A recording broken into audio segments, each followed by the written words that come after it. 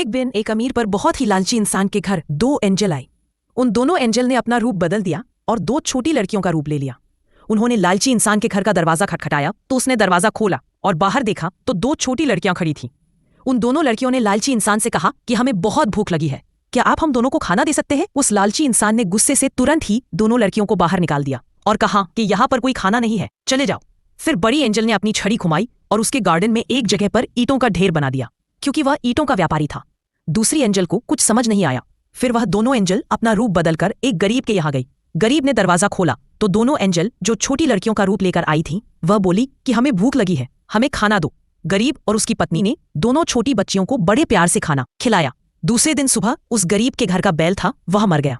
अब छोटी परी ने बड़ी परी से कहा कि वह लालची इंसान जिसने हमें खाना तक नहीं दिया, उसके यहाँ अपने ईंटों का ढेर बना दिया और इस बेचारे गरीब के घर का बैल मर गया, आपने उसकी मदद क्यों नहीं की? तब बड़ी परी ने कहा कि जो जैसा दिखता है वैसा होता नहीं है। उस लालची इंसान के बगीचे में जहाँ पर ईंटों का ढेर बनाया है, उसके नीचे एक सोने के सिक्कों से भरी पेटी है, इसीलिए वहां पर ईंटें रख दी ताकि उस लालची इंसान के हाथ वहां बक्सा कभी ना लगे, क्योंकि वह कभी किसी की मदद नहीं करता। और इस गरीब के यहाँ कल रात को इसकी पत्नी को लेने मौत आई थी और मैंने इसकी मौत को इसकी पत्नी की जगह इसके बैल को ले जाने के लिए कहा।